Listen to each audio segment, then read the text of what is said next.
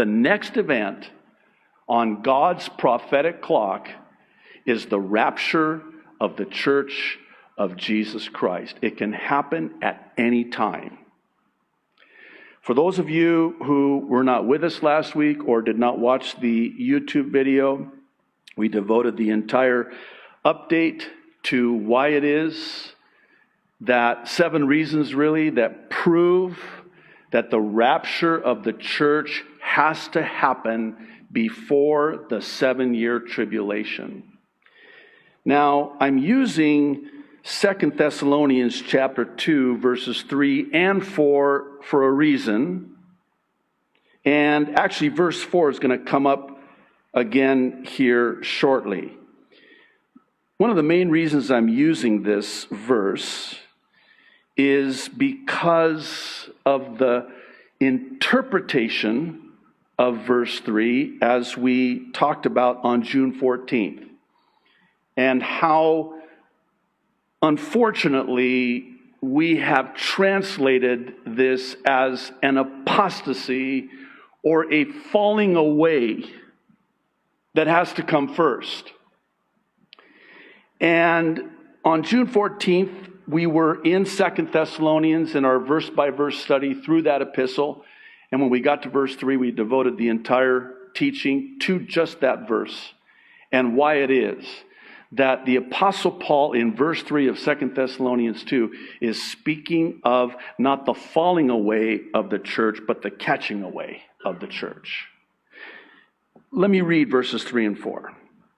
Paul, writing by the Holy Spirit, says, "Let no one deceive you by any means. For that day," speaking of the tribulation, the 7-year tribulation, "that day will not come unless the departure, rapture, comes first.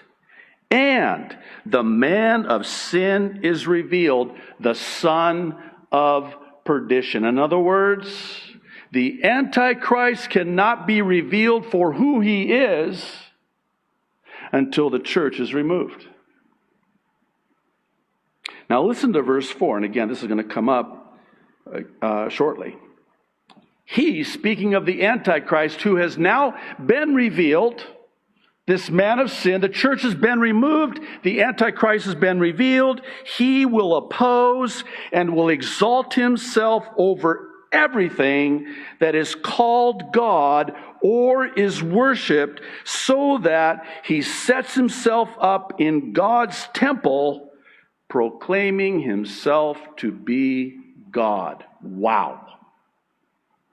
This means that early on, potentially at the beginning of the 7-year tribulation, part of this deal, this peace agreement that we're going to talk about, will include the rebuilding of the third temple, because when the Antichrist does this, it presupposes that the temple is there and has been rebuilt.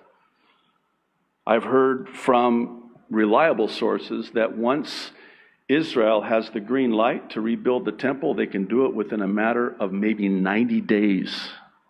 Let that sink in. 90 days. They have everything. They have all the materials. They've had them for a long time. Because of computer technology and DNA, they even know who the Levites are to serve in the temple. Ashes of the red heifer, check. All of the instruments for the priests, the high priest, check. What about the Ark of the Covenant? Oh, very interesting. Check. It's all there. All they're waiting for is the green light.